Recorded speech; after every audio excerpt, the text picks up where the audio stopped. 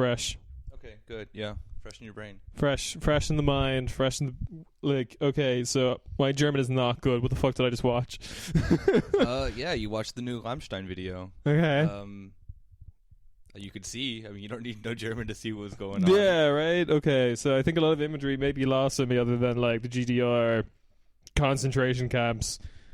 I did not get that woman was meant to be Germania until the credits I got that, told like, me. the first time that I watched it. Really? Because Okay. she's, like, riding in on a... One, she appears in every single epoch of German history. Right. And she's, like, the main focal point. Mhm. Also cool that they made it a black woman. Because I imagine just, like, every, like, That's just a trigger in the fucking shots. Because, I mean, if a lot of people don't know this, like, Rammstein has been pretty vocally left-wing. And a lot of people, then when they first learn German, think that they're, like... Even, like, every German teacher I ever had was always like, oh, they're a horrible band because they're Nazis or whatever. Like, people are just that fucking dumb. And they've made themselves, like, really vocal about then one that I think the lead singer kind of wishes that, like, the GDR still existed. And that, like, for example, like, a lot of people then who, like, I mean, obviously they do use, like, you know, Nazi and fascist aesthetic all the time. Mm-hmm. In Germany, you know, kind of problematic, obviously, because of, you know, that whole Hitler thing that happened. Yeah, you know, yeah. But, you know, the sense of that then that there are people who don't get that it is done in kind of like a... In jest and also possibly as a cautionary tale or like... Yeah. Just as like kind of like, never you know, forget. shock, but then also like critique then too about German society. And there's just a lot of people who then just like this is fucking cool. Like they're not like, you know, they are right wing, this and that and that. And so they've actually had to like distance themselves with that. Yeah. Throughout that. I mean, and this video probably the most obvious. Yeah. Of just like their, I mean, because like they've done festivals that then if like right wing bands will be on it, they'll drop a festival. Mm-hmm. And to imagine how big of a band that they are, that's, you know, kind of a big deal. So, and they are, I would honestly say for like when it comes to like terms of like modern culture and music and stuff like that comes out of this country. Although like most Germans are like, oh no, like, you know, they're not like they don't play in Germany that much either. So it's kind of like also like really weird, like that they're like the biggest export. They were also banned in the United States. Well, that for a happens while. as well. Like Ireland feels that way probably about you too. Yeah, true. Yeah. But like to be fair, like Rammstein's always like been like very much culturally like on the left of that. Yeah. I think like even like Zizek has a quote about like them being that way. I don't know, like, but like it's fair because I know that like my understanding of Rammstein, I didn't know they were like actively left wing though, but like my understanding of Rammstein was they weren't right wing, but there were a lot of bands that sounded very similar to them that were like aggressively. Yeah. There are bands like that is the thing that there are a lot of people who rip that like German industrial metal sort of thing and just went with it without the, you know, with the fascist aesthetic and without the, you know, critique behind it. Yeah, but it's cool and good. Fucking Christ. Yeah, okay, so that's actually because a lot of the aesthetics, and I'm still fucking very new to German history, and also my German wasn't good, so I feel like I was missing a bit. I think the only line I got was like, I think it's in the chorus where he's like, Deutschland so young and yet so old, or something along those lines. Yeah, okay. Yeah, that's Kieran's level of German. I know, young and alt. Yeah, I don't know. I'm not going to pull up the lyrics because I'm not a fucking nerd. Yeah, but, go for it. There's a part where he goes through like, there's like all these like, where it's like Uba, and like all these like very like negative qualities. Yeah. And then how like Germany isn't always like taking itself. Then Germany like wanting to. There's a line that's extremely controversial too because he says Deutschland über allen. Yeah. And if you change it to alles, then the phrase is illegal. Technically, it's the third line of the national anthem that you're not allowed to sing. That Nazis love to sing. Fun fact, actually, in the UK, if you ask British people what's the opening line of the German, they'll say that one. Yeah, they don't know it's been changed. Yeah, I think Americans think that too if they know the what is it, Deutschland Hymne, whatever the fuck it's called. Yeah, but so they have all these like negative attributes about how Germany putting itself above everyone has just created like bad situations for everyone. Yeah, and then ending with then like, you know, Germany over everyone or everything. Bringing it to the sense of that then when Germany finds itself in this position, when Germany becomes nationalistic, it is bad for everyone. So that was one of the main things too with like the lyrics. And there's also another line where he says like Germany, like, you'll never have my love or affection or whatever. Yeah. So, but for me at least, this is like one of the very first times where that like came forth, of that they were like, as I joked with you earlier, that like Rammstein's now anti-Deutsch. Yeah. So yeah. Yeah. Also, can I just ask, what are the like 5 eras they were getting at there, or like, because it's like constantly switching between these like different timepieces. Obvious one there's like a World War II concentration camp. Yeah, that's the one that then everyone wrote about. Because that like one split-second scene where they're in a concentration camp. Yeah. And everyone, like, I guess like the Jewish League of Germany came out and said like, you can't do that. And if you look at then the whole video, it's like, okay, like I don't know if you can do a concentration camp scene tastefully, but it's not glorified. Like, it's obviously like at the end they murder all the fucking Nazis. They blow off the faces of the Nazis. That was cool. Yeah, like, and it also has people. Then the thing I thought was really cool too is that they had like every victim of the band. Or every band was a different victim that then was persecuted by the Nazis. If you saw the thing on, I saw the pink triangle, which is homosexuality. Yeah. So I think that, you know, okay, of course, like Rammstein aren't Jews or gay or whatever, but the sense of like showing them the visibility of then who also the Holocaust did, you know, for entire groups of people that the Nazis did round up. I personally had no problem with that. Then again, I'm not part of one of the groups that were targeted. But so there was that. There was World War II. There was GDR. There's like the Germanen, so like the pre-German peoples going around like on the horses and stuff. Or maybe that was like the era of like Karl the First or whatever. Yeah, it looks a little like Teutonic kind of. Yeah. Okay. It's that whole deal, like the Holy Roman Empire. No, I think it actually is the Holy Roman Empire, right? Because that was actually German. I've learned very recently, like Charlemagne and all that. Oh yeah, that was basically Germany and a bit of north of Italy. Yeah. So there's that. Then there's the what else? I think just like the 20s in general, where they're like in that bar fist fighting. Oh, so like the booming 20s, like there's that whole TV series at the moment, Berlin Babylon. Exactly. Yeah. And then you also have the 70s with the RAF. Okay, right. Where they're dressed, where half of them are dressed in drag. Yeah. I guess because to be the other members of the RAF. I don't know, but that one was actually like, I saw it, I got it at first, but then I was like kind of confused. I'm like, wait, why are they dressed like this way? That one made the least. I mean, it makes sense to me historically, but then like how they executed it, I was kind of confused. But it doesn't matter. And there's like some future astronaut shit where that part I didn't get at all. Germania gives birth to German shepherds. Yeah. But I'm also like, I mean, like, I think that the general concept of the video, that then it being pretty much like against the concept of Germany, is pretty clear. I mean, if you want to then go and like find like the, you know, what each and everything means, I mean, you could spend probably 2 or 3 hours.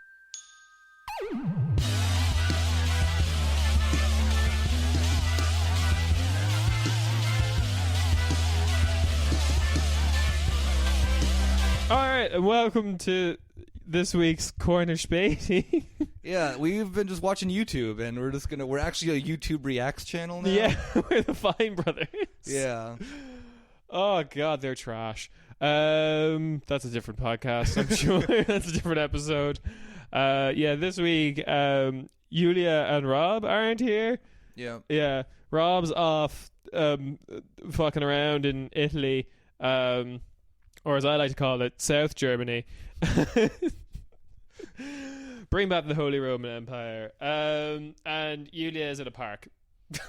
I can totally understand that. Yeah, it's a lovely day, and we're inside watching. We're dumb being podcasters. Yeah. She has an actual life.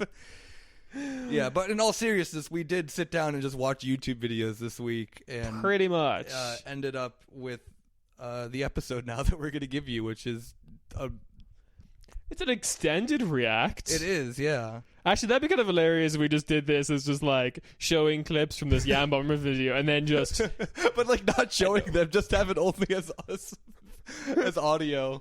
Yeah, no, just like it's going through these normal clips and like, you know, kids react to fucking Jan Bomberman, and then like cuts to us, and it's just 40-minute rant about the history of a unified Europe. Yeah. And the concept. So you already gave it away. Today's lovely topic is not Rammstein. It is what is it? The real pop sensation of Europe. The United States of Europe. Is that United what it's called? States of Europe. Yeah, USA. I don't want to watch this video again. Turn it off. I'm putting. No, it's so bad. Oh, Jesus. So I guess a little backstory. Yeah. Not backstory, but just context. Yeah. So Jan Böhmermann, who is kind of like the German equivalent of like The Daily Show, I guess. Yeah. So he does the show Neo Magazine Royale. Yeah. Which is he thinks he's funny and he's not actually funny. He's. I would say it's weird. All right, so let's give the context. Let's try to give a bit more factual. Just like there is a late night kind of like semi-political, just like talking at the camera comedy show, like The Daily Show, like Last Week Tonight with forgotten his name, and like there's a million of one of these. John Oliver. John Oliver. That's it. Let's say never mind. Let's say Oliver Stone. Yeah, there's a million one of those in the States. There's a couple here, but I think Neo Magazine Royale is kind of like taken the first... the biggest, because there used to be the Heute Show, which was literally just like, it is an exact ripoff Today of the Show. Daily That's Show. what Heute means, yeah. And then Jan Böhmermann kind of took off a few years ago with being more like a comedy talk show, but then also dealing with current events, you know, like in a satirical manner. He made like music videos, kind of like a John Oliver thing, but I wouldn't put him as. I mean, John Oliver, I think, is like thinks that he's like the last good journalist that then exists when his show is actually kind of garbage. Yeah, I have mixed feelings about that. I agree that he identified one problem with those shows, which is there wasn't a call to action at the end of them.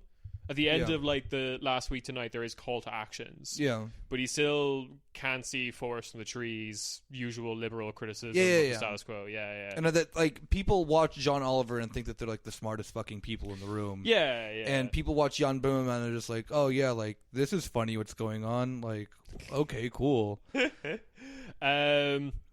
He's been making it big, like more internationally, because he started doing stuff that went directly to YouTube in English. Yeah. And I think the first big one was the Janos Varoufakis It was, yes. Which was just talking about how pimp Janos Varoufakis Which was, yeah. To be fair, like, it was actually a good, like, in my opinion, it was cool seeing then, like, a German comedian realize that, like, Germany's position in the Greek crisis was fucking shit. Yeah. So like he isn't like I guess I need to like rephrase, like he isn't just he isn't completely dumb. He is like he's like a typical like social democrat on most things. And then also gained international fame with his poem that he wrote to Erdogan. Yeah.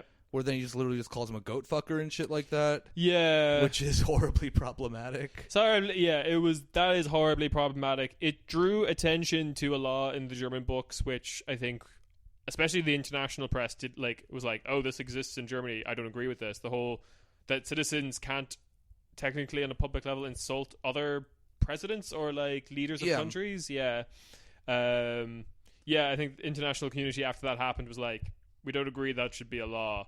So he kind of became this like free speech warrior sort of thing, but like didn't become an alt-right idiot. Yeah, he still has like weird like left liberal, I would say. He campaigns, I think, for like the SPD when they do elections and stuff like that. Like him and like the other late night comedy people are very much like SPD members, I think, if I'm not mistaken. I could be wrong. Maybe he's like, you know, because there's been like moments in his stuff that he's kind of indicated that he has decent politics, and there's some good jokes in that Janos Varoufakis one. I still love the line because the whole premise is like him talking about how great Germany is, and then Janos Varoufakis comes along and fucks it all up. Yeah, fucking pimp. Yeah. But like one of the lines is like, we are Germany, we started and almost won 2 world wars. Yeah, like it is like that one is really clever in my opinion, but the other videos that he's put out have been kind of like I have like basically no access to the German speaking stuff. Okay, myself. yeah, like there's one that then where he talks about like how much he loves the police.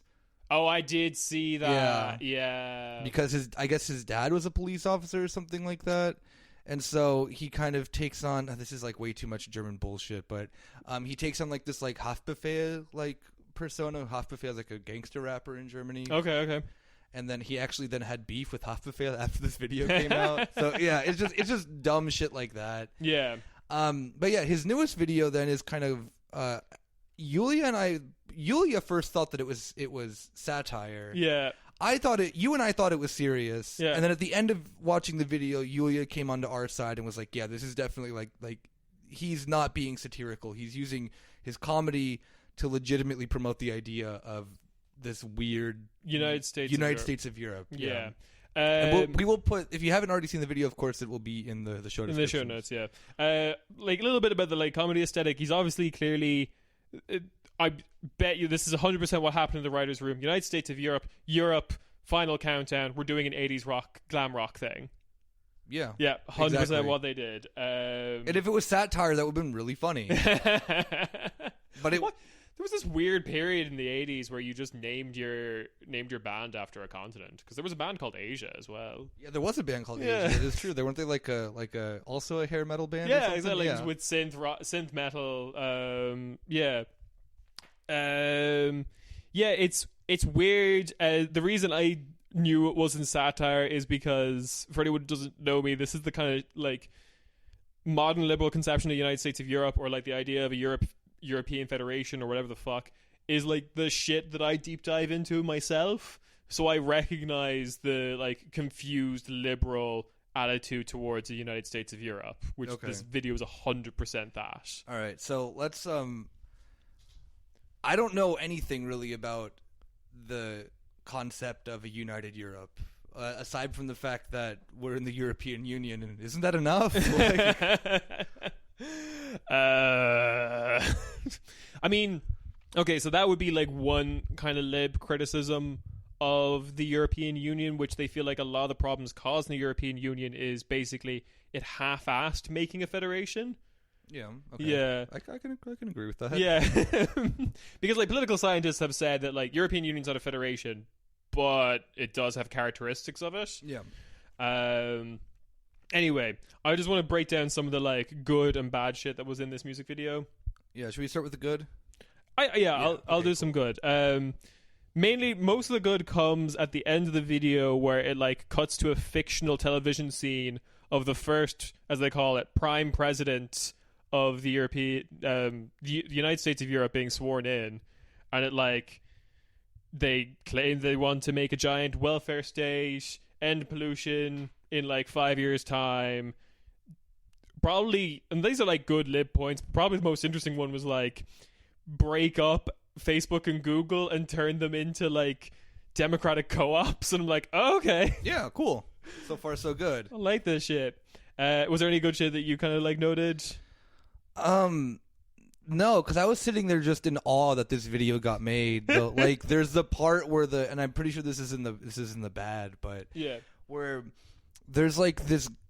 I can't remember like exactly, but there's like a girl who like is like watching TV or whatever, and then she like gets really into this idea of like a United States of Europe, and then she like takes her jacket off and she has a tattoo of Winston Churchill's face on her back. Yeah, and I was just like, and at that point I thought it was a joke, because I thought that most people who are like center left also acknowledged that like Winston Churchill was kind of a fucking monster, but no, they're like they buy into the whole fairy tale that we'll fight them on the beaches. Yeah, because he's still on British money. Like he's still. That doesn't mean shit. Look who's on American money. Oh no, but like there's still a lot of American like center left people who don't recognize what's wrong with the people on the money. True. Yeah. Yeah. So that's kind of the space that you get. But yeah, that was like a step like that. I was not expecting that, and just saw that and was done. I knew that at that point that I wasn't going to take the rest of the video seriously, and that happens like the first 30 seconds. Yeah. It's like also a 6-minute video. They have some like Churchill quotes at the beginning as well. True. Yeah, I forgot about that. They have Churchill. They also have like, what is it, like Konrad Adenauer or something like that. Yeah. Like all these dipshits in European history that I thought when it started that it was going to be a joke. Yeah. But it wasn't. Yeah. So I guess the really confused, like the definitely confused lib, like 100% liberal idea that's gotten very confused is what is basically primer for like a European Republic fash imagery. Like basically. Yeah, shit, I totally forgot about that as well. Yeah, because basically, oh my God, the girl who's watching it throughout the video basically becomes Europa. Yeah. Which in Greek myth is a lady, and she's involved with a bull that, knowing Greek myths, they probably bone at some time. Of course they did. And just how like overwhelmingly white the video is. Oh too. yeah, I had to check that as well, because also there's a lot of mixed imagery in this, because they also like. Yeah, it's a Europe-style hair metal band, but they're also taking cues from, like, Aha's Take On Me music video. Like, the whole she climbs into the comic book thing. So, but there is, like, they've made a comic book character illustration for each country in Europe. Yeah. Yeah. I had to, They went by too fast. I couldn't, like... Oh, no, I went frame by frame, because you can do that on YouTube videos using the directional keys. Yeah, they're all white. That's fucking cool. I was just like, not even the French one, come on.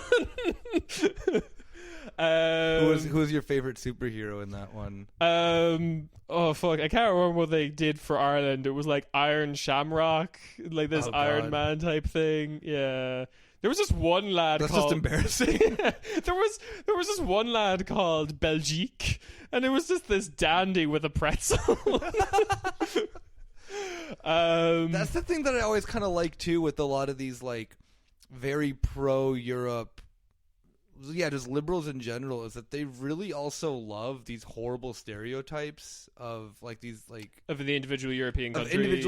Countries 100%. That are, for most of them, probably like not that offensive. Of like a again the Belgian one or whatever. Yeah. But like there was I think the Italian one was just like a caricature of an Italian person. He had pizza.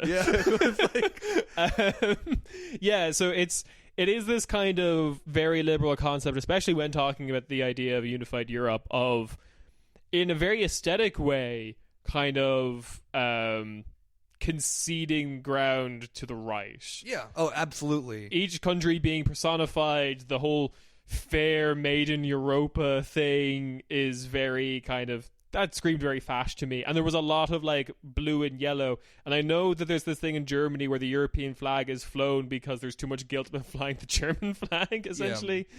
I love going to protests and demonstrations and seeing those very few people who bring EU flags. There was one that we were at for like against the AfD. Okay, and people were just bringing the EU flag. Yeah, and I was like, this has nothing. Like, what, you think that the alternative to the AfD then is like what, a unified Europe? Like that.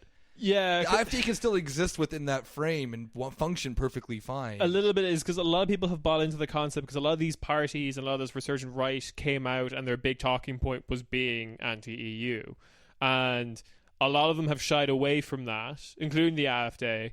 Yeah. And I don't think enough of the like political center has not realized that was never actually a big issue to them. No. It was it's in the same way you see like the bullshit of just like, oh, I'm triggering the libs, and it's just like the most insignificant cultural symbol that they've like decided to like burn half their house down to destroy or something like that. Like what they fucking did with the Nike shoes. Yeah. Or anytime like an American like chud says, "Oh, we're going to get Bill Maher cancelled," I'm like, all right, cool. My favorite was when what is it, with the Colin Kaepernick scandal in the U.S. Yeah. Which, you know about that? I do. Okay, I do. Okay. I was wondering, like, maybe that was one of the things that like Europe didn't like fully. They had to explain American football to us first, but then Oh, okay, yeah. So the funniest thing was always seeing on Twitter just the people just like destroying their like $300 like NFL jerseys. Like, I fucking hate the NFL. Like, this pisses me off. Yeah, so that's basically the USE video. But there is a serious conversation to be had about Yes. USE, and that's Yes. I think what we want to segue into more or less is that Pretty much, because I would say, and I don't know shit about this. So when you brought this idea up to me, I'm like, okay, cool. I can maybe I can learn something. this is either gonna be terrible or brilliant. The thing was, I'll just be here to like ad lib. yeah, fair enough. So it is definitely becoming like way more of a topic nowadays. I want to say, maybe this is because I've always been deep diving into like European level politics, like EU level politics, and that's where all Check out Kieran's other podcast, Previously in Europe.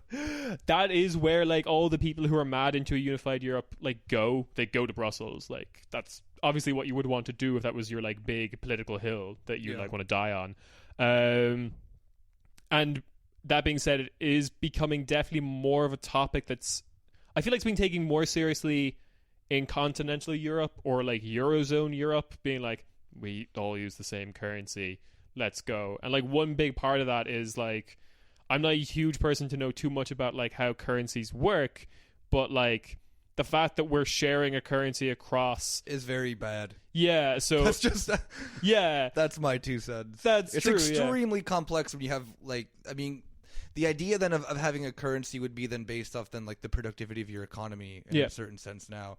And when you're leveling that up against like Germany and France, whose currencies were pegged at the dollar and pegged to gold into the 70s, actually 1977 is when they became free floating. Yeah. And then you have these two massive economies that the US pretty much made sure were good for the reason of Reconstruction, then be the ones to kind of push for a unified like big reason why Great Britain didn't want to be on it was because, you know, you kind of have to level out then the value of your currency, which was worth more than the, you know, when the euro was being toyed with, and you'd have to literally devalue your currency to then match the economies then of like Italy, Greece, and Spain and all these other countries. And like for example, Greece, when they joined the euro in I think 2002 or 2004. They were one of the founding members, 2002. Yeah, so Greece had to completely revalue their currency before they went in to go on the euro, which is like a normal thing, but just to like put it into perspective is that when you have non-equal economies going on a same currency, like it is already from the start a problem, at least in my opinion.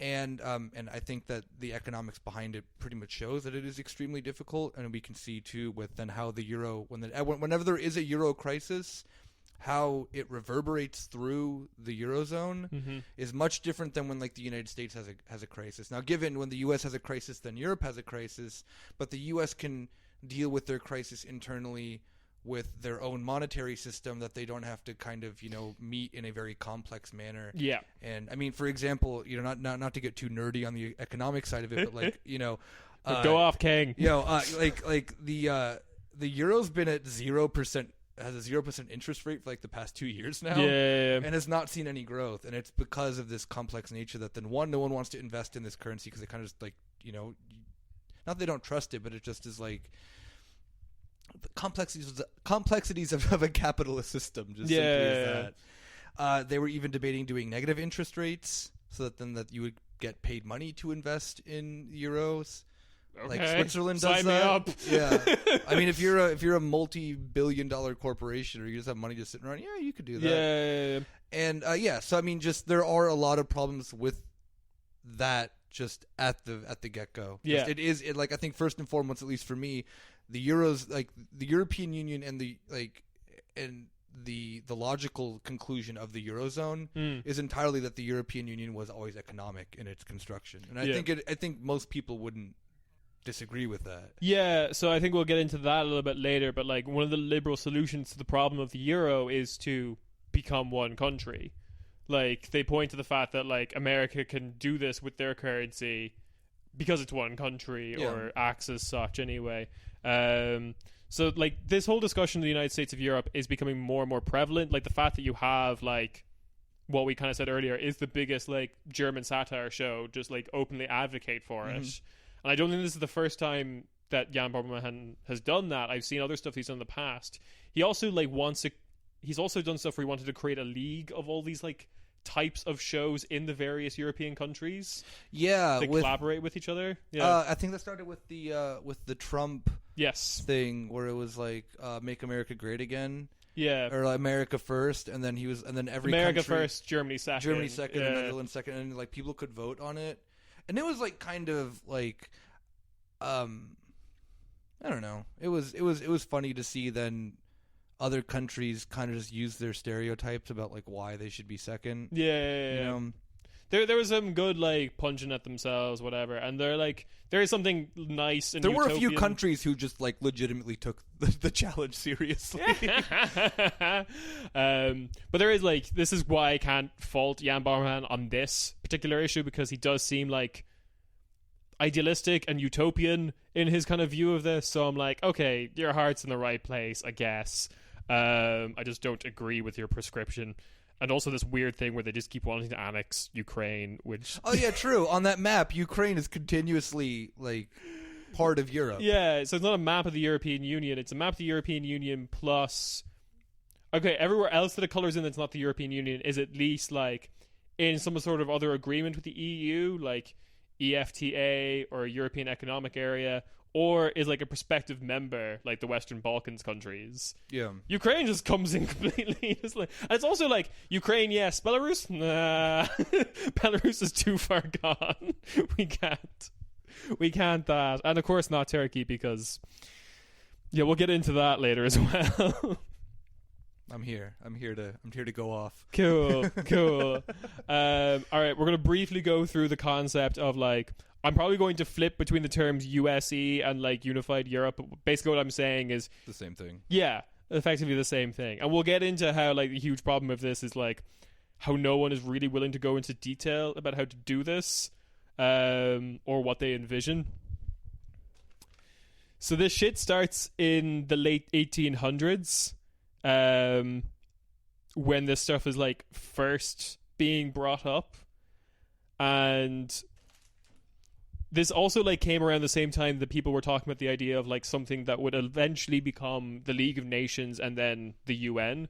But like but there was definitely people in Europe being like, no, we can't have discussions with the Asians. We'll have our own version of it here.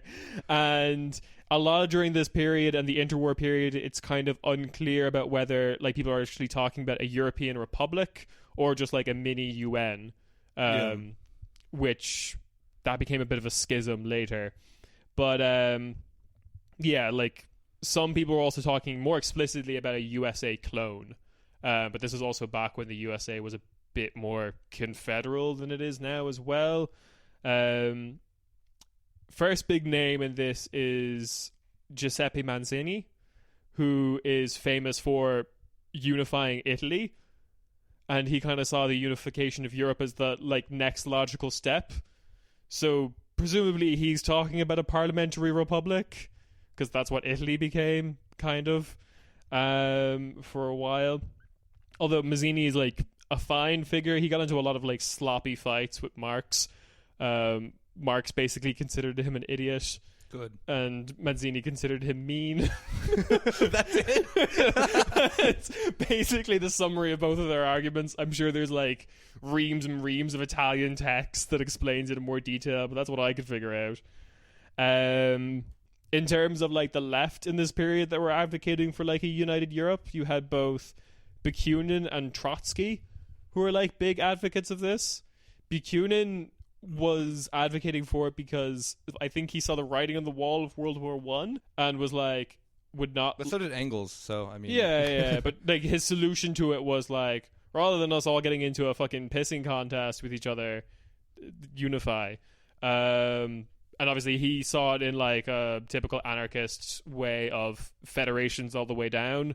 Like, you probably federate your building that you lived in kind of thing. And then Trotsky also called for a United States of Europe before the revolutions in Russia, kind of. But again, he specifically said, like, first of all, he included Russia in his analysis, which is something that does and does not happen sometimes. And he was like, wanted a proletariat republic. So like the USSR. Basically USSR, but Europe. Yeah. Cool. Yeah, pretty baller. Then we get into World War II. And this is when all the like fucking weirdos come out. Wait, so let me catch up for my very smooth brained self when it comes to this. So after World War I, this all, because this is like after World War I too, you have then like just the collapse of empires too. That also brings into the discussion of then like how I guess it comes like, you know, retroactively that then like when World War II happens, people kind of look back. I mean, I know that you're going to talk about that now, but I think a lot of people forget that when you have the collapse of, you know, the Austro-Hungarian Empire, the Ottoman Empire, now again is Turkey, Europe is a bigger question. But when it comes to then like the population exchanges and stuff like that, and just people who are just left in these falling empires that then are stateless. I'd say the Ottoman Empire certainly was European. Like a lot of land was in what we would consider Europe. And Balkans and all that fun stuff. Exactly, yeah. But given they were already independent at that time, but they still had then people of citizens who were still living in what is then now like modern day Turkey and these areas, who then got, you know, shipped on over back to Europe. Yeah, who technically never lived there. And then you have the Armenian genocide too and all the other fun stuff. But so like World War I kind of is like this like watershed moment of the idea then of not only just Europe then like Europe's empires collapsing, but then the idea then of nationhood drastically changing as well. Yeah. So internally, even like without the idea then of like of a unified Europe or not, like you have a lot of you know, like the formations of concentration camps that were used in Africa, then are then brought to Europe to kind of contain people in a refugee crisis that they had in the 20s and 30s because of just misplaced peoples and whatnot, and it ends up fueling a lot of the anger that then comes into World War II. Yeah. So just a you're like 100% right. My World War II section of the history here, I would say, includes a bit of like pre-World War II. Yeah. The reason I'm doing this though is because it's really hard to separate what is like people reeling from World War I, like what you're basically talking about, and all the effects. It's like one like block of yeah. But there's also a lot of people in here who are advocating for some form of united Europe because, again, they're seeing the writing on the wall of what eventually becomes World War II. So the big, like, concentrated efforts, or, like, probably more formal and wonky efforts, was you got within the League of Nations, which, fucking Throwback Thursday, there was a lot of like French and British like politicians and diplomats who were very much advocating for this idea within the League of Nations. Another thing that is like a big part of this is after World War I and during World War I, it becomes apparently clear that Europe is not necessarily going to be on top of the world order after these events. So how do we kind of like maintain the global hegemony that Europe has? Because I don't know if they were correctly guessing that it would be the USA and the USSR at that point, but they knew it wasn't going to be them. So that's like a part of it as well. Well, I think that probably goes into just like the collapse of empire that they saw from the end of World War II. Like they all pretty much dissolved what holdings they had. I mean, okay, Great Britain has one last stab in Palestine and in like Iraq and whatnot, but as a whole, like their share of the earth that they controlled after World War I drastically decreases. There's that being said though, like the big like pushback from this like creation of united Europe was there was a lot of people at the time who believed that Europe would maintain its global power through its colonies. They didn't see the like further shedding of colonies that would happen during World War II and like the global 60s. That was like also going to happen. Like Churchill was a big part of that, and a lot of people in France also were as well, because France still owned like huge swaths of Africa. And also like a lot of Mussolini's strategy during World War II was like he also believed this was the way things were going. That's why he tried snatching up a whole bunch of shit in Africa. Yo, what's up, Ethiopia? Yeah, right. Yeah. So, did you know that there's a bust of him carved into like the side of a mountain in Ethiopia? Mussolini? Yeah. Fucking hell. I don't know if it's still there, but I know that then when the Italians came and, you know... occupied the country and then got kicked out like 2 years later. They built this like monument in the side. Like it's fucking crazy. I'll show it to you after we record. Fucking Christ. You'd want to demolish that, but that's very quick work for them. Like, imagine just immediately going into Ethiopia and so fucking confident of yourself, even though your military leader couldn't fucking invade Greece, and just be like, yeah, let's build a statue of him. We'll be here forever. Yeah, so yeah, French and British diplomats were pushing this idea. You also have Wilhelm II within Nazi Germany during World War II was like, oh, it's pretty cool that Europe is being unified under German leadership. Wait, I don't think he lived in Germany at that time. I think he lived in the Netherlands, but it was like very openly in support of the Nazi government. Right, fair enough, yeah. But he's he's referring to Nazi Germany creating a united Europe. Which is oof. Adolf Hitler, Time Person of the Year, 1936. Fucking Christ. Or what was it, 1933? I can't remember. In 1923, you have basically a bunch of people nostalgic for the Austro-Hungarian Empire create the like Pan-Europa Manifesto and the Pan-European Movement, who's like not first president, but second president of that was literally one of the Habsburgs. President of that like movement. Oswald Mosley also wanted a unified Europe. So all the coolest of the cool wanted. Yeah, he had a particularly beautiful vision of it, of just like, yeah, a great big unified Europe, and also that apartheid thing that's happening in South Africa, but across the entire continent of Africa. Well, that what is it? The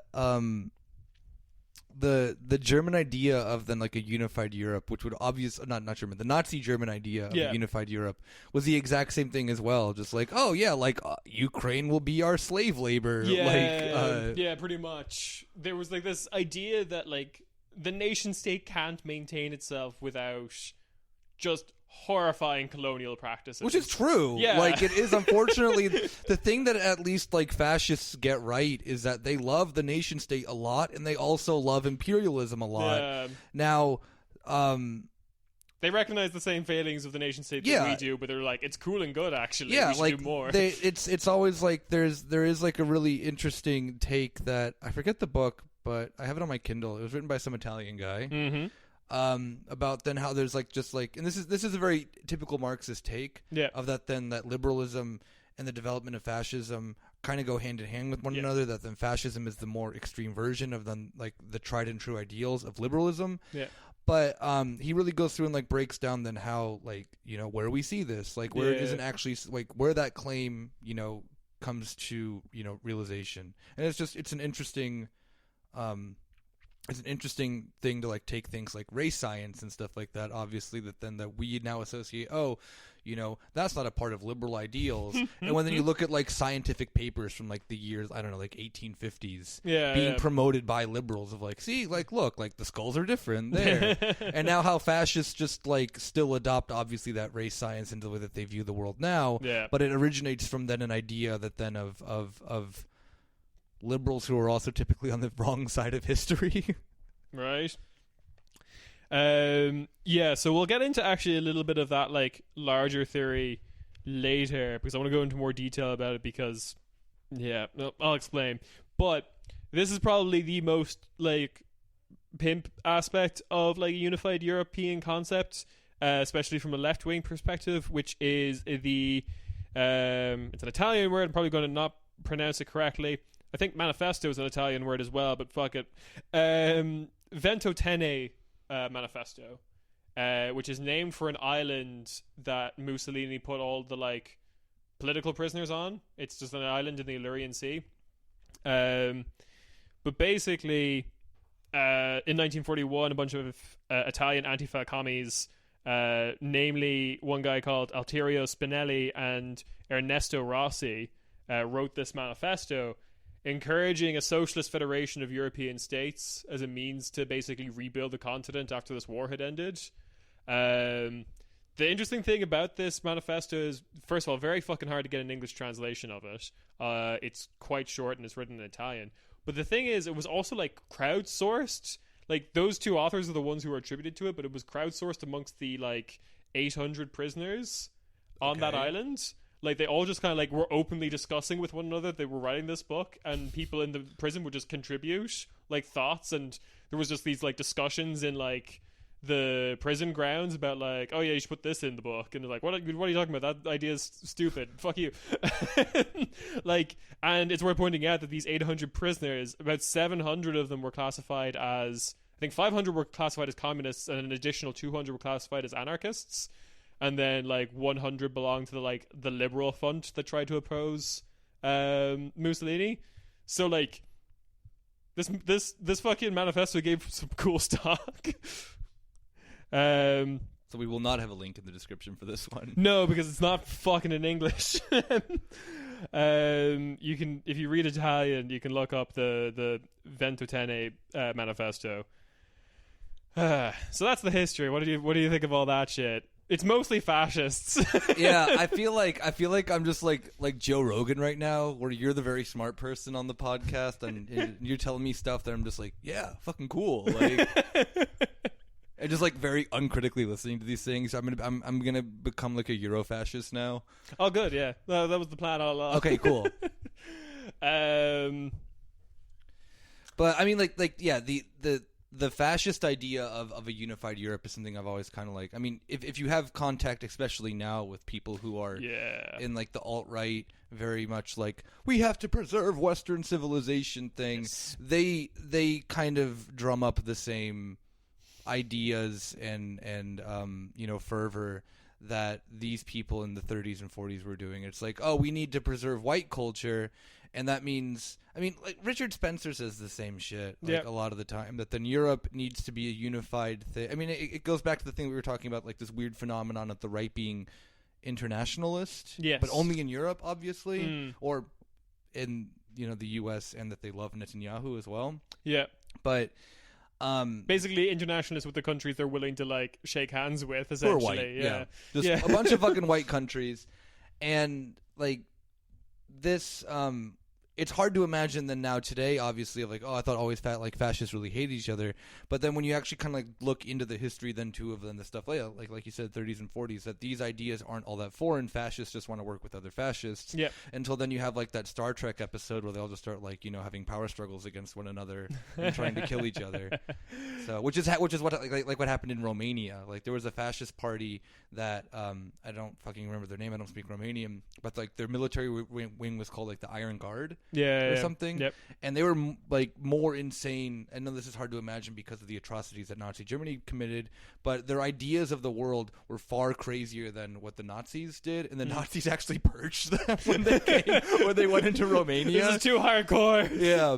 So because it was like National Socialism mixed with a shit ton of Catholicism. Ah, good. Or Eastern Orthodoxy. No, that'd be Eastern Orthodox if it's Romania, yeah. So wild. So yeah, because like this is, I think it's important to talk about this because like, especially like a left wing concept of a united Europe, because like, and we'll get to it later, but my central thesis of like why the left should have an idea of unified Europe, or like what to do with the European Union, which are very related questions, because it's getting to the point now where like the libs and the fascists certainly do. They certainly have an idea of what to do for it, and like, either we said off mic or at the beginning of this podcast, my brain is mush, but the fact that like a lot of these far right parties that are rising in Europe have all kind of like abandoned their like, you said that earlier on the recording, their criticism of the European Union, and they're happy to like unify it. And also like at the same time, why wouldn't they? Like the European Union has an absolutely brutal external border policy that's aimed towards non-white countries, and and I always get the feeling that them from especially the like the Eurosceptic left or whatever, that they understand they understand like the brutality of what the of what the EU does. To other countries, they understand it as being kind of also then a continuation of like a buffer zone to like Russia and whatnot, being kind of this continuation of it's a like containment a Cold War policy. Project. given not all members are part of NATO, but they kind of function in that way as being like partner nations with NATO. I think the biggest tell would be the fact that like Finland didn't bother to join the European Union until the fall of the Soviet Union. Yeah, because Finland recognized that it was. Yeah, and like it still is very much that, especially with seeing then like again Ukraine is on that map from that music video. Mm-hmm. You know, there is very much the European desire of wanting to claim Ukraine as part of this project.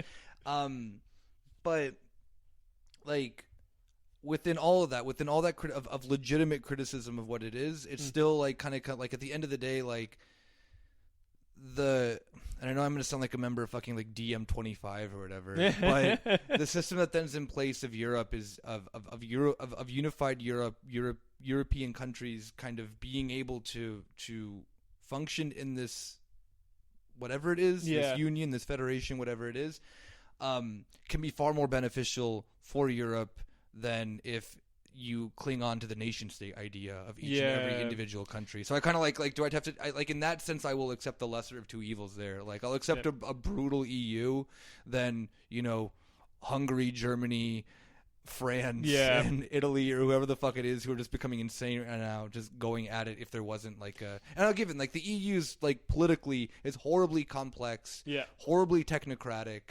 The Eurozone is horrible for a country that then does not have, you know, a massive economy. Like, there are, you know, these things that I can obviously see are bad, but completely ditching it and going back to the nation-state concept is not an option.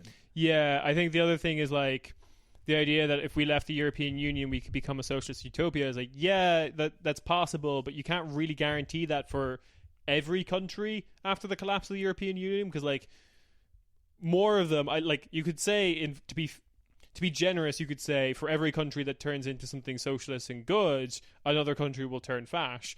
My pessimistic outlook is that if the European Union collapsed, a lot of countries would turn super fash. I think most of the like really powerful European countries would turn fash. We see that even with the European Union just existing. Yes, yeah. Regardless of having an EU critical point, like they just really love the nation state too on top of it. Yeah. And there is like a conflicting sovereignty that exists obviously within the European Union, but yeah, to that other point though, if like I'm just imagining if I don't know, like there'd only be certain countries that then could like become socialist in that sense. Like if and maintain itself without being, like let's say that then I don't know, like Portugal becomes socialist. I mean, you even see this too within the EU as well, or within like the election of Cyprus could be like, or Syriza could be seen. Exactly that. Like I know that like the term like what is it, Syrization has been, or Syrification? No, pacification. Like, to be turned into PASOK. Yeah.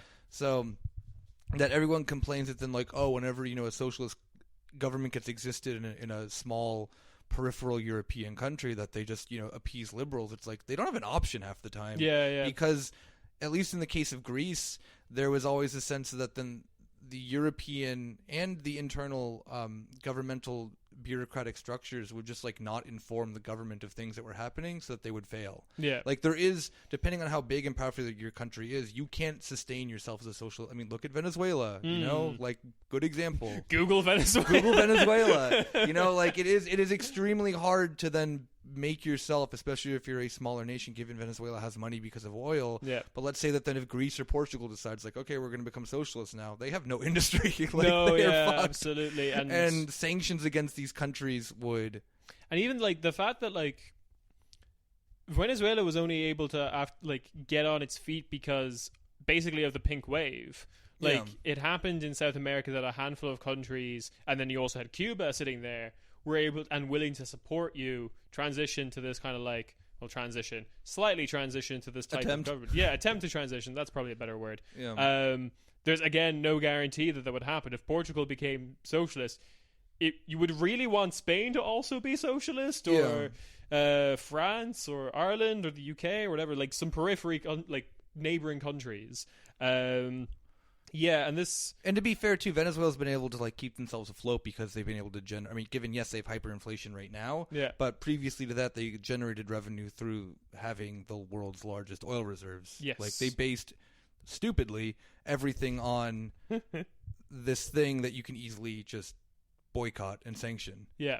And then an economic crisis. And again, like, I think the more credit goes to something like Cuba. Cuba managing to like hold on despite absolutely fucking brutal sanctions in that country is like probably the exception that proves the rule, though, rather than anything else. Because like every other country that like nominally claimed to remain socialist either is no longer socialist or is brutalized to the point that it can't be socialist. Yeah. So anyway, that whole concept of like, we possibly need to do something with Europe. I think another big point about like why you want to have an answer for like a unified Europe or like what to do with Europe is because something that I feel like a lot of like left anti-EU will like fail to acknowledge or want to talk about, or just don't know about it, if I'm being generous, is the fact that the concept, the basic layman's concept of the European Union is still incredibly popular. Yeah. Most people who like the European Union, I think from our perspective and from anyone on the left's perspective, would be that you don't really know enough about like how it works. There's a lot of brutal things like you said, and that's not common knowledge. And usually when you pitch it to people, they're usually horrified. Yeah. Like again, the whole drowning in the Mediterranean, they were horrified at that. They just didn't know the EU was it's always kind of like it's always kind of that thing that then like when you first get into like finding out, like at least for me, like when you first find it, like you get the information that the United States is a pretty shit country. Yeah. When it comes to international relations, or when it comes to then like, you know, poverty in the country itself. Yeah. And you become like overzealously anti-American. You know? Yeah. Where you're just like, oh, yeah, like, North Korea is against the United States. I'm fucking pro-Yucha then at this point. And you see a lot of that on Twitter and stuff like that. Or like, they're like, oh, yeah, like, I'm an Assadist, but I'm left-wing. Yeah. You know? And I kind of get the same thing from younger people, especially when they find out the bad stuff about Europe, is that then they become overzealously than the exact antithesis of that. And like for a lot of people, I imagine it's just like a phase if they're younger, and for like, you know, if they're older people, then obviously like I don't know, I don't have hope for them because they probably then have like, you know, made their mark with, you know, why I don't know, but I always find it to be a lot of times just kind of like a phase of younger people that they're just like very much like, yo, I found out that this thing sucks, so I'm against it no matter what. I think it's also just like there's that understanding of the European Union, but like you have to separate that from the like common understanding of the European Union, which is it's really nice that like if things go to shit for me here, I could fucking move to another part of Europe and live there for the rest of my life. Presumably if it's better there, or if like my industry is there, or if my wife or children are there, whatever the hell. And I know there's like some material conditions, like not everyone has the money to move. That's a problem no matter whether the EU is there or not. But like the common understanding of the European Union is like open borders, and it's kind of convenient that we all have the same currency. That's usually what people are saying yes to when they're asked in a survey. And none of those concepts fly in the face of like a left-wing ideal, like open borders and that kind of shit. That's not necessarily something that you would have to impose. Yeah. The things that people on the left oppose with the European Union, I like to think that the general public would also oppose if they like explained it to them or like talked to them about the reality of the situation. Yeah, that's generally my kind of take on it. Yeah. So, do we want to move on to our last talking point, which is some of these like modern iterations? These kind of very weird what we're seeing now currently with. We want to keep Europe. European Union's cool to a degree. Also kind of pretty shit. We're willing to accept that. Yeah. Let's see what we can do with it. Yeah. There's just some modern iterations that are just like, Europe is badass because it's white and it has a continuous culture, which is complete bullshit. Yeah. And we want more of that. So, which one do you want to start with?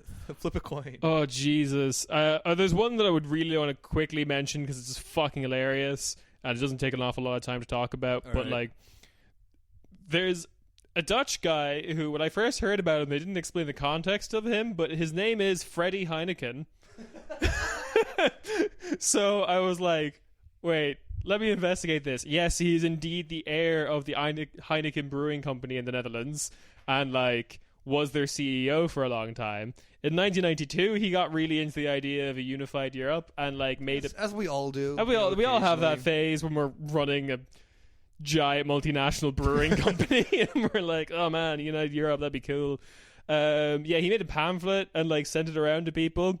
Main thing I want to talk to you about is that it included a map, and I would really like you to look at the map and the supposed like states of what are these countries? I can only recognize the top part, which stayed the same, but everything else below. Yeah.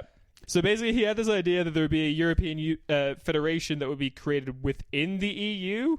That's the blue, but the EU still exists, and that's the yellow and the blue. So, like Sweden, Norway, and Finland, the Baltic nations, Great Britain, Ireland, and Iceland don't change. Yeah. But then they don't become part of the federation. And then this is the federation and the constituent members. Shit. What are these supposed to be? They're states. I particularly love this weird northern fucking German state, which is just Denmark, and including something like Hamburg and stuff like that. Pomeranian, whatever the fuck that place is called. Mecklenburg-Vorpommern. Yeah. Where Pomeranians are from. That's all I know. And again, going back... Are they really? Yeah. Holy shit. That's what Pomerania, whatever the second part of that is, the non-Mecklenburg part. Vorpommern. Yeah. Pomeranian. Holy shit. Anyway, my favorite part of this, again, coming back to the theme, is you may have noticed... Not all of Ukraine this time, but a good chunk of it. A good chunk of Ukraine. Okay, cool. Yeah, that's the part with Lviv in it, which is like the most lib/fash part of Ukraine, so I guess. And still no Belarus. Still no Belarus. Belarus is untouchable. Yeah, so I just wanted to mention our I'm boy... just glad that in 1992 he also acknowledged that. Yeah, right. Their name's almost Russia. It is White Russia, so Russia. we can't have it. How do not more people want it as just like explicitly White Russia? Is there not some just like weird ethno-nationalists in the States being like, oh, White Russia? There's no Kazakhs in this. I think it's just. I think it comes down to the fact that they got branded in. This is earlier than that, but now the conversation is around the Bush's axis of evil thing, and he included Belarus into that. Did Lukashenko? Yeah. Yes, and I mean, a lot of Europeans, like lib Europeans, see that as like the last stronghold of the Soviet Union. Yeah, the last dictator in Europe. That's what Bush said. Yeah. So, and he's like, he has a very complicated relationship with Europe and Russia. He's just kind of there. Yeah, like whether Russia is included in the United Europe is often not discussed. Basically, it's written in Russia's constitution that they are Europe. If you did not I definitely am one to say that they are Europe because they are a giant colonial power. It's just their colonies were contiguous, like they just went east, and it's like a European culture. Most of the people live in the European side. They went south too. They did go a bit south, didn't they? Yeah. They had a little tussle with Turkey, or with the Ottoman Empire. Anyway, the big boys that I want to talk about, mainly because they have the longest contiguous history, is the Pan-European movement, which I mentioned in the history thing. Yeah. Started in 1923 by a conservative man by the name of Richard von Coudenhove-Caligari. Is he German or what? He is... he called himself Bohemian. Oh, okay. From Austro-Hungary, son of an Austro-Hungarian diplomat. Mom was a Japanese diplomat. Okay. Yeah. So he was like, he believed himself to embody the idea of mixing cultures and stuff like that. But there's also a part of his history where he like goes to Japan and everyone fucking hates him. So that's also hilarious. But anyway, this whole movement was founded by him. He wrote the manifesto. The movement was founded with him and like one of the fucking Habsburgs who like died in the 70s and was the like president of it from like the beginning until the 70s. Because a lot of it was just Austro-Hungarian nostalgia. It was also, and they really tried to bury this, it was based on an ideology called Eurafrica or Eurafrica. Could you elaborate what Yeah. Euro-Africa is? So, to incentivize the unification of Europe, the countries would unite their African colonial holdings, forming one super colony to support Europe. This idea was basically popular in Europe, especially amongst conservative and right-leaning Europe, from like... You don't say. You don't say. Oswald Mosley was a fan from 1900 up until like it only died in the 1950s when Algeria gained independence. Wow, that was basically the watershed moment for that ideology, where they're basically, I would give up on Africa if we can't keep Algeria. But literally, they describe, and this guy Richard von Caligula, whatever his fucking name was. Literally described in his manifesto. Count Chocula. Yeah. Richard Count Chocula. Literally described the European colonial holdings as like dowry to one another to like drive unification of Europe. Oh, God. Use the word dowry, or whatever the German word for dowry is. I don't know what the German word for dowry is. It's translated as dowry. It's creepy. This movement kind of continued on for ages, like being firmly anti-communist. Like, the only thing they actually achieved in the real world was they held a picnic during 1989 on the Austrian-Hungarian border. Being like, oh, it's all coming down. Let's have a picnic together. That's so lame. It's so fucking lame. The founder is really fucking weird because he had this old, like, very, like, stereotypical European aristocrat. Like, genuinely was willing to hear out any political thought as long as it came from a rich man. Like, he literally just says that. Me too. I have the exact same opinion. Fucking plebs. Also, fun fact, this Richard Count Chocula lad was the real-life inspiration for the character Victor Laszlo in Casablanca. Wait, what? Yeah. The character Victor Laszlo in Casablanca was a like direct inspiration of this Count Chocula. Richard von Coudenhove Caligari. I keep wanting to say Caligula. It's not Caligula though. It's Count Chocula. It's Count Chocula. Richard von Count Chocula. I don't want to actually learn how to pronounce his name. So no, that's fine. I'll correct you on how to pronounce Bakunin, but I will not give a shit on how to pronounce this fucking inbred aristocrat. Yeah, pretty much. Well, actually, no, that was the problem when he went to Japan, is the Japanese were like, you're not inbred enough. your blood has been sullied with foul Czech Bohemians. Anyway, literally though, he was like a reach across the aisle guy, because he approached not only like Churchill with this idea. Churchill really liked this idea because Churchill was a big supporter of the Euro-Africa concept, which is, of course, he was very much forgotten about in modern day. Yeah, Churchill was very much on board, but not only did he approach people like Churchill, he approached Mussolini with the idea. Mussolini was very hard to get on board with the concept. And also, like, he fled Nazi Germany, where he was living when he wrote this. Like, he wrote it in Weimar Republic Germany, but he fled when it became Nazi Germany. First to the Czech Republic, which then became Germany. Yeah, again. which didn't last long, and then he went to France, and that didn't last long. And then he finally went to the States, and then came back afterwards. Lots of people in the Nazi like ranks really liked his ideas, including the guy who was in charge of like the central bank during the whole time of like Nazi Germany. But a lot of Nazis didn't, and he was considered an enemy of the states. The Nazis eventually called him a Jew. He wasn't, and took away his degree when they annexed the university he got his degree from. He got his degree in Austria, so it was after the Anschluss or whatever that's called. Then, but this is like a lot of this is all in the history, right? Which that's fine. Like, Europe was kooky back then.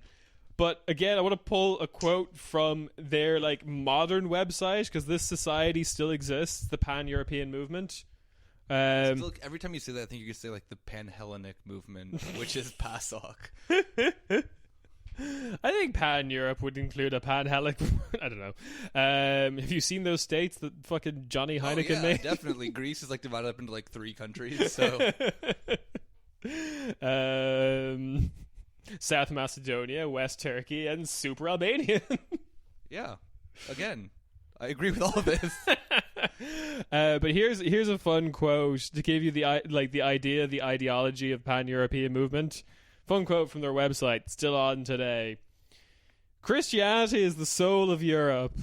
Our mission is characterized by the Christian image of man and the rule of law. It's like in their manifesto. They don't talk about Turkey a lot in their idea of a pan-European movement. What about Bosnia? Is Bosnia part of Europe then? I think 60% of Bosnia is considered Europe. Yeah, it's weird. They do a lot of language to try and couch the fact that they're like, oh yeah, Jews and Muslims are okay, but I feel like you shouldn't have to. There's a lot of text in there that really warrants you saying Jews and Muslims are okay because you went off on this other shit. So it's just typical white nationalist shit now. I feel like they're kind of veering that direction. They definitely associate themselves with like Christian Democrat kind of movement across Europe. Even though I would say a lot of modern Christian democratic parties have departed from that. Yeah. Christian aspect. I always find it very weird that Angela Merkel is the head of the Christian Democrats. Yeah, I don't see her being very much convinced by that Christian aspect. No, not that she's not virulent atheist or whatever. But yeah. But it's just always. I mean, first off, the policy that the CDU does is really bad. But on top of it, that there are very few people who are just evangelically I'm proud as a Christian, and the only ones I can think of are like dipshits in Bayern. Yeah, and then also a lot of overly Christian and that informs their politics. People in Europe tend not to go with the Christian Democratic parties. Yeah. They're always on those weird offshoot party things. Yeah, or they've gone further right. Yeah. So anyway, I feel like the pan-European movement is OG Christian Democrat, I would say. Really, Christianity is a big part of this ideology. Yeah, it's fucking weird. The next fucking... Oh, God. The next fucking people in this whole cavalcade of modern, pan-European things is Volt or Volt Europa. They're relatively new. Is this the thing that is, what's it called? Just go. Never. I think I know who these people are because you bitch about them all the time. Oh, God, yes. That's embarrassing. Oh, God, yeah. I've just shown the website. Which is mostly just a big call to action to sign up to their newsletter.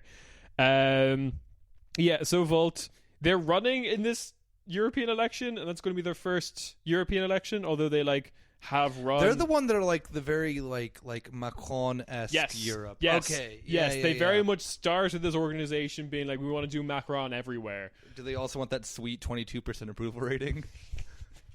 I have a funny feeling they have backpedaled from the Macron origins of their movement. Nope. Well, backpedaled in terms of language, but not in any actual substance. They've got chapters all over Europe. They're a motorcycle gang too.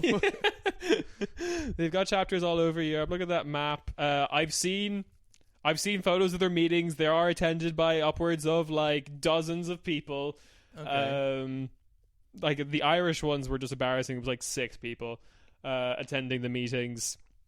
I'm just imagining what Macron-style politics would do to Ireland. Oh, God.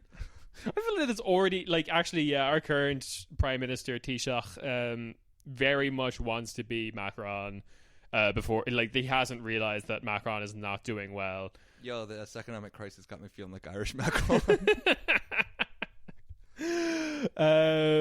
So fucking hell. The problem with Volt is they're just they're fucking lanyard nerds. Very they're just technocratic Europeans who already dominate European politics, but apparently they don't realize that they dominate European politics. Yeah. It's very hard not to look at a lot of the people very senior in this movement as just very much career politicians looking for their moments. They try to start a Twitter argument with Yanis Varoufakis because he referred to the EU's current government as a regime. Yeah, but they were that's the thing that you complained to Yanis Varoufakis about. Is apparently, that? yes, yeah. Oh, it's oh, God damn it. Because at the same time they have this whole vision and vaguely very, very, very vague things they want to do for Europe. Namely, they think they can solve all of Europe's problem by like making more Europe. No, making it smarter. That's a really lib talking point. There's like the Estonian e-card voting system, and they're just like, that's going to stop fascism. That literally triggered more right-wing people into their government this last election. No, actually it didn't. There was a rise in like a far right in Estonia, but when you compare the like e-vote versus the like live vote, it was like the e-vote was very anti that party. And really? Yeah. Okay. Because I'm then a dumb misinformed lib then. No, that's fine.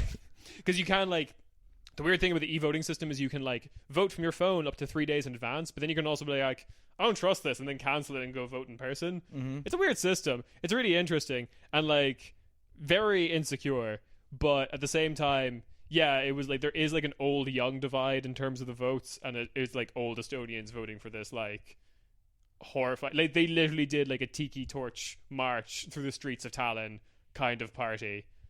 Yeah, fun shit. We got the nerdy European Macron technocrats. Yeah, very much middle of the ground. We can't go too far left. We can't go too far right. Yeah, we got the white nationalists, more or less, whatever they. I mean, they're not really around anymore, though. They exist, and there's like it exists mostly on the internet, but I think we're starting to see most of it now because an interview recently with Marine Le Pen, she revealed that basically like Salvini has been like effectively touring Europe or like organizing meetings with all these various parties from various European countries to make like a bigger so the idea is alive the idea is alive and well, but with just a different, not really necessarily this group itself, but with this this very like white Christian centric Europe being adopted by the right international. For sure, 100%. Like I think the libs and their idea of like a united Europe don't do enough to counter it, to say like to open up the idea that we might welcome in other countries that aren't European, or to interrogate the idea that Europe is just as a continent is incredibly racist because like we are just fully connected to Asia. Like the idea that these are two separate continents is weird at best, and they're like, oh, but like, it's so culturally different. It was like, yeah, but so was India from the rest of a lot of Asia. So it was like one country in Europe to the next country, or like to like the next state over. Defining like culture in like raw numbers is a fool's errand, and then saying, oh, this is too much of a culture departure, but this is just a fine amount of culture departure. So like there's definitely like lib contingencies that aren't doing enough to like combat this, and I think there are like pan-European groups that do, like usually left ones, that are acknowledging that like we need people on the ground in Turkey. As fucking miserable as the opposition within Turkey is, we still need to be like a part of that. And I think there's also like there's a history of the fact Morocco applied to join the European Union in the 50s and was ejected for not being Europe, and I'm just like, let him in. Fuck it. But yeah, like the far right concept of a united Europe is still very much happening. Like it either exists as like circle jerking in largely American or like Australian or like settler colonial message boards, where their concept of like ethnic differences boils down to race. Whereas like that's becoming more of a thing in Europe, but still not 100% of a thing in Europe. Like there's still like ethnicity versus ethnicity is more important than the idea that we're all white, supposedly. But that's changing, I feel like, definitely. And then the other side of it as well is that United Europe, in the typical right-wing fashion, is happening in a top-down way. Like it's Marine Le Pen organizing with Salvini to make this big, broad right group in a European context. But that's never going to be like what the lib or left answer to that is, which by their own definition might require like grassroots movement and appealing to common people. I guess then grassroots movement, let's try to look at then our last is it the last one? It is, yes. Of a movement that I'm actually not completely disgusted by, or that I just think is completely laughable. I mean, I do have some problems, obviously, with them, but they're more on a like just kind of a personal policy one, Yeah. Or that I think that they may be a little bit too idealistic, but I'm not going to, berate a leftist for being too idealistic because there's throwing stones in glass houses or something. Yeah. So, DM25, yeah, who are kind of doing a two-pronged thing with this. Yeah, okay. So you have, I know that then locally within certain countries, they're also trying to run local parties to then, like, in Greece, they're running, what is it? It's like Mera 25, yeah. Mera 25. Is that the only, I think that's actually the only one. If I'm not mistaken. That's the only one that has, like, the same branding, but that's not true in terms of, like, outside affiliated parties and whatnot. Yeah, so, like, probably the coolest party that I certainly like the most is the Polish party Razem. Okay. They work with Razem, and Razem, like, started as, like, a radical feminist party within Poland. Oh, cool. But now have, like taken up the mantle of, like, a much broader left. And it literally comes from the fact that the people who founded the party were Polish people who lived in, like, the Nordic countries and were like, yeah, we need to push Poland to the left.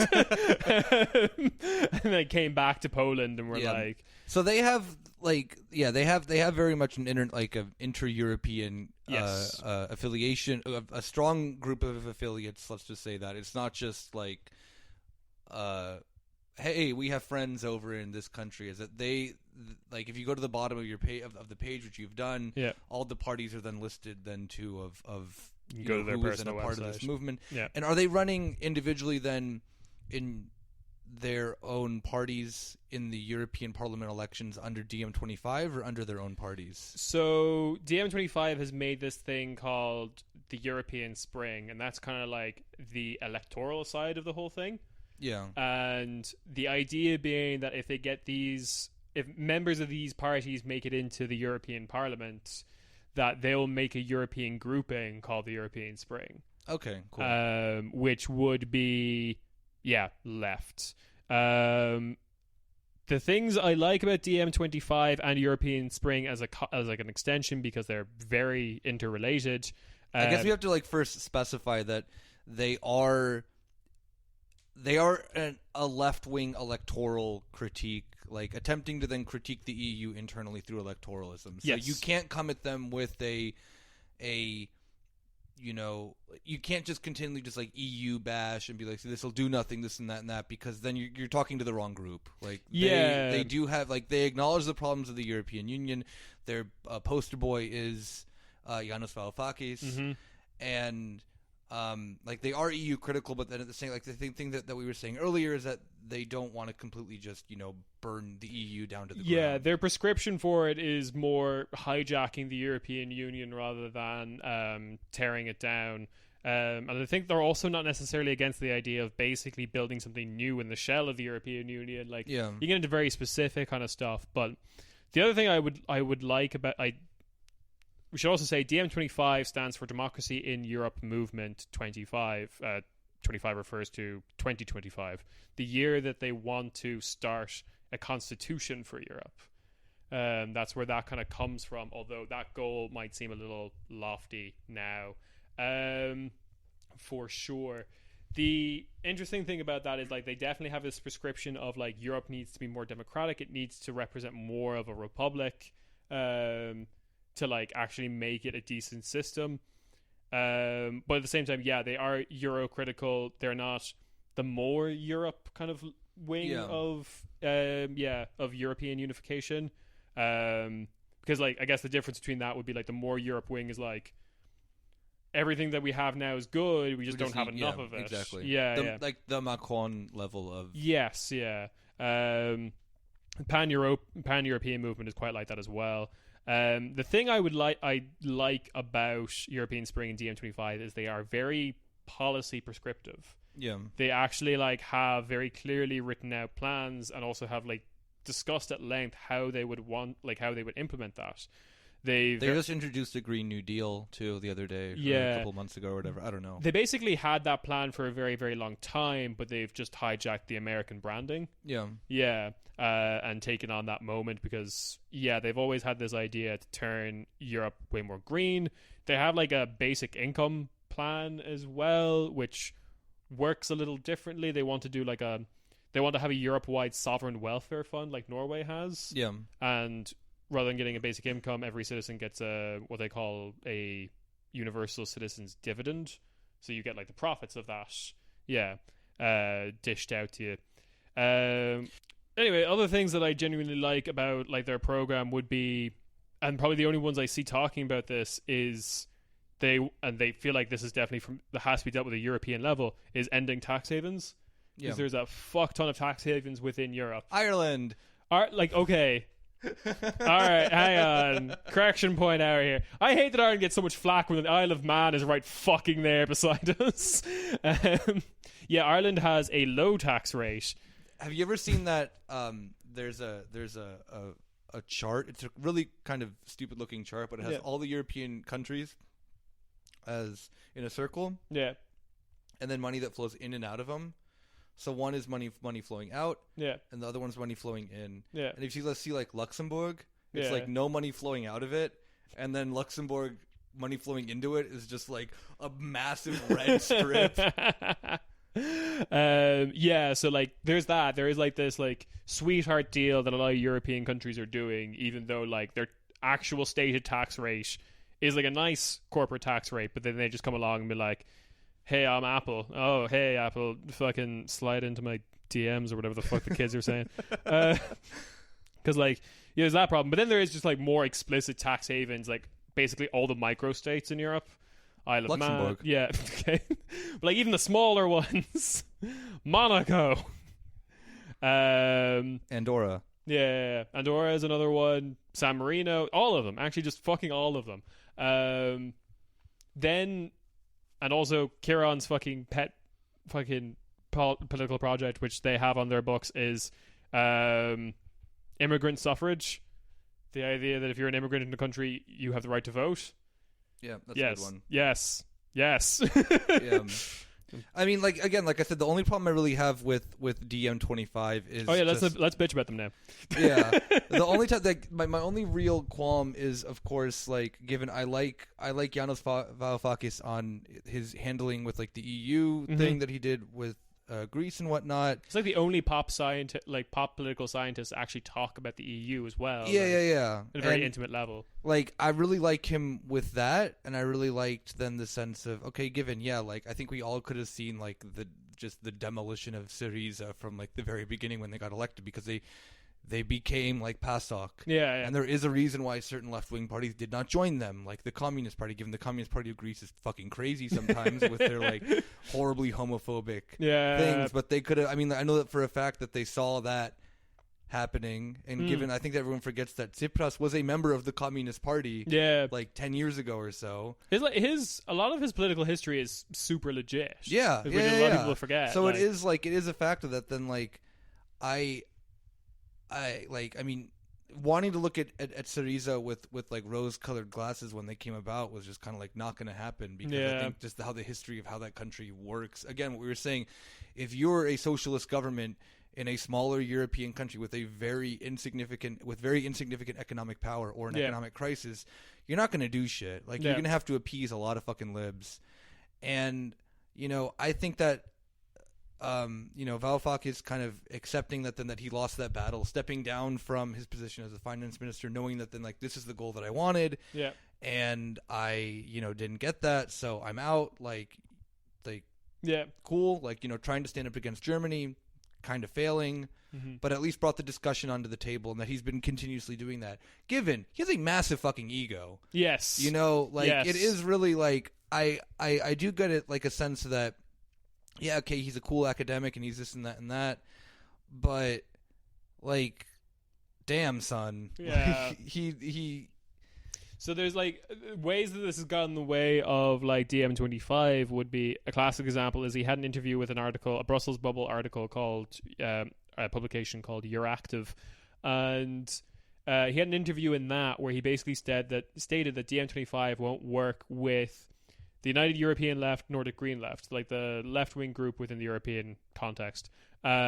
He's like stated in the past criticisms of Mélenchon, of Die Linke, and namely, like, I think he falls into a lot of liberal views of these parties as well, because Melanchthon is not as anti-EU as like a lot of liberal press has like depicted him as. Die Linke is not that. No, Die Linke is not as well, but like he views Die Linke as Wagenknecht and only her, basically. Yeah. So like he has this criticism of Wagenknecht, which I can agree with, but then he extends to the whole party.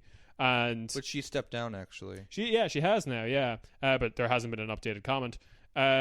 But like this before she, which is the best thing that has happened to that party in a while. Like, yeah, to be fair, like that was always the biggest pet peeve of mine, is that like Die Linke, at least in Germany, was always kind of the party that then like I when it comes to local elections that I can vote in, they would be like, they're kind of just like the go-to one of like, all right, like that's a party that I at least can see get into government, and that could actually then like I'm not going to vote for a small left-wing party. That's a fucking waste of my time. Mm-hmm. But yeah, that's the hardest thing to kind of like justify. That was always around with like, especially during the 2014 to 2015, just like the complete racist bullshit coming out of Sarah Wagenknecht's mouth. Yeah. It's very like I'm surprised that she like kind of stayed along in that party as long as she did, with how the rest of the party being not nearly as problematic as her. Yeah, right.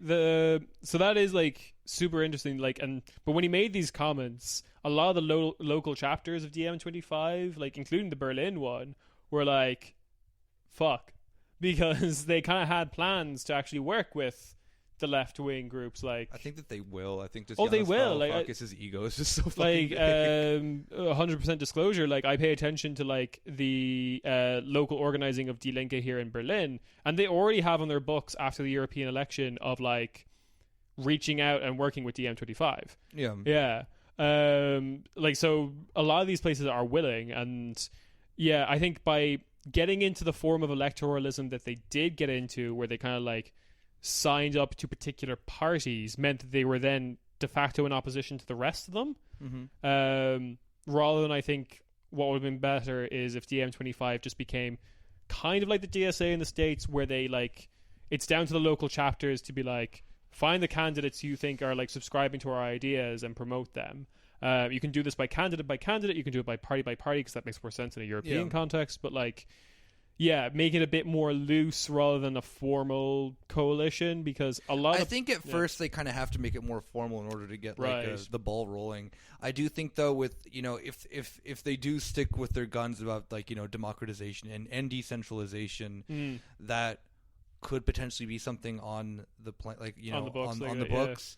And they have, I guess also to mention too, they've also created like an international coalition as well, which is pretty interesting. That like, what is it called? Like the Progressive International. It has a dumb ass name, at least in my opinion. Oh, that actually kind of leads to another point, but continue talking. But yeah, about so they've like Bernie Sanders has signed onto it, and like some other, like I think Slavoj Žižek has also signed onto it. So just like kind of like the biggest names that you can think of in like the. I would like to see more like left-wing movements in various other countries sign up. Like, I would love if they could get momentum in the UK. Yeah. That's the other thing. Like, there's another thing I also like. To be fair, I also hate seeing them when these movements pop up. And given, and this is me just kind of bitch about a topic that doesn't really need to really be addressed right now.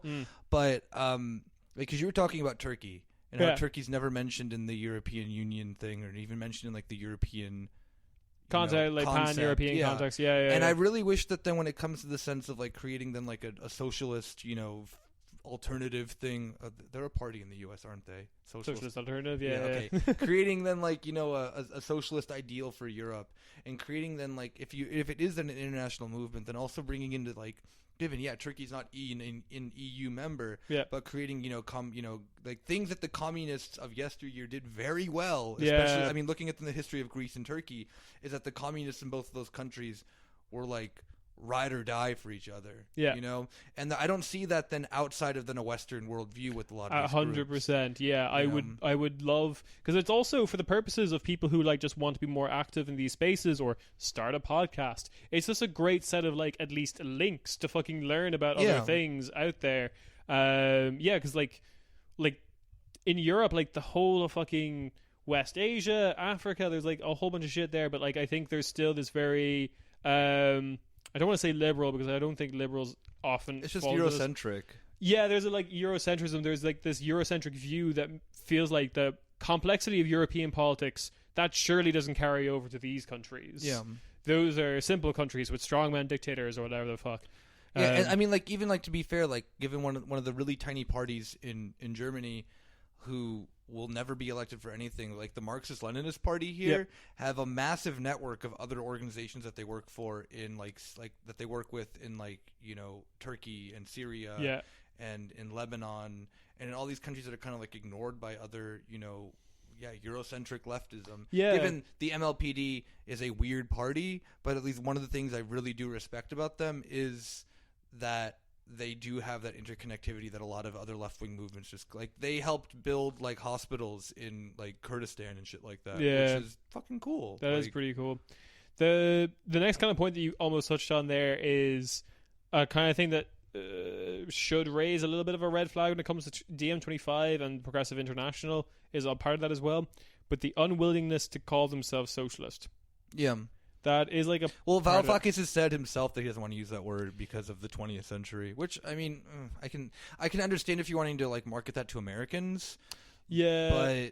But like, I feel like the DSA kind of did well in terms of, like, media moment within the States because it was the right... Well, Bernie, but it was also the right moment to reintroduce that term into the lexicon. Like, Bernie did that, for sure. But then this idea that, like, they were able to push the Overton window. They got the shock value, and then once that shock faded away, you got a bunch of people who were like, "Oh, what is this?" Yeah.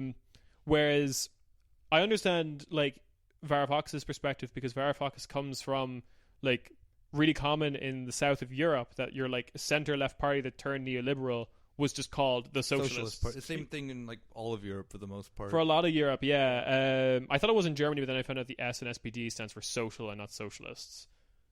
Oh, yeah, true. Yeah. But like literally like Hollande's party in France was just Les Socialists. Yeah. So there's like a poison. I think he's right to a certain extent that there is a poisoning. To be fair, the SPD back in like the 20s were radical as fuck. Yeah, they were. Like they were far better than any like Marxist or left-wing parties today.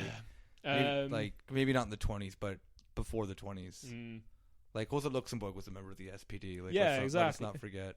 Marx and Engels were also members. Well, no, Engels was a member of the SPD. Marx, I don't think, was.